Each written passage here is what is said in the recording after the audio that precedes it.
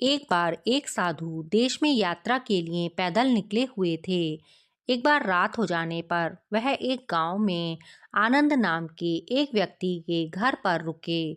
आनंद ने साधु की खूब सेवा की। दूसरे दिन उन्होंने साधु को बहुत सारे उपहार देकर विदा किया। साधु ने आनंद के लिए प्रार्थना की, भगवान करे तू दिनों दिन बढ़ता ही रहे। साधु की बात सुनकर आनंद हंस पड़ा और बोला, अरे महात्मा जी, जो है यह भी नहीं रहने वाला। साधु आनंद की ओर देखता रह गया और वहां से चला गया। 2 वर्ष बाद साधु फिर आनंद के घर गया और देखा कि सारा वैभव समाप्त हो गया है। पता चला कि आनंद अब गांव के एक जमींदार के यहाँ नौकरी करता है। साधु आनंद से मिलने गया।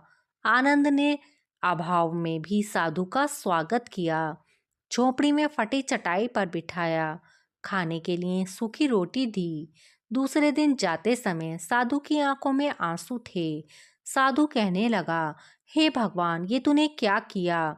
आनंद पुनः हंस पड़ा और बोला, महाराज, आप क्यों दुखी हो रहे हैं? महापुरुषों ने कहा है कि भगवान इंसान को जिस भी हाल में रखे, इंसान को उसका धन्यवाद करके खुश रहना चाहिए। समय सदा बदलता रहता है और सुनो, यह समय भी नहीं रहने वाला। साधु मन ही मन सोचने लगा, मैं तो केवल भेष से ही साधु हूँ, सच्चा साधु तो तू ही है। कुछ सालों बाद वह साधु फिर यात्रा पर निकला और फिर आनंद से मिला। अब वह यह देखकर हैरान हो गया कि आनंद तो अब जमींदारों का भी जमींदार बन गया है। मालूम हुआ कि जिस जमींदार के यहाँ वह नौकरी करता था, वह जमींदार संतान विहीन था। उसने अपनी मृत्यु से पहले आनंद को गोद ले लिया और अपनी सभी संपत्ति का उसे मालिक बना दिया। साधु ने आनंद से कहा, अच्छा हुआ वो जमाना गुजर गया, भगवान करे अब तो ऐसा ही बना रहे। यह सुन आनंद फिर हंस पड़ा और कहने लगा, महाराज, आप अभी भी नादान बने हुए हैं। साधु ने पूछा, क्या यह भी नहीं रहने वाला? आनंद ने उत्तर दिया, हाँ, या तो वह चला जाएगा या फिर इसको अपना मानने वाला ही चला जाएगा।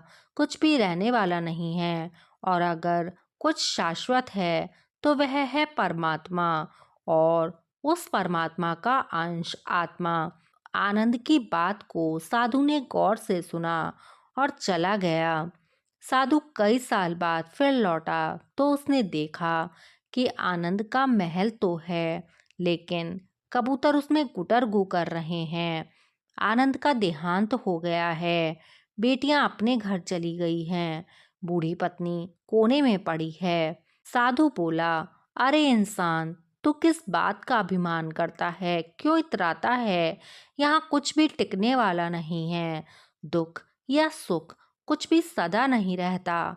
तू सोचता है पड़ोसी मुसीबत में है और मैं मौज में हूँ, लेकिन सुन, ना मौज रहेगी ना ही मुसीबत। सदा तो उसको जानने वाला ही रहेगा। सच्चे इंसान वे हैं जो हर हाल में खुश रहते हैं। मिल गया तो उसी में खुश रहते हैं और नहीं मिला तो भी खुश रहते हैं।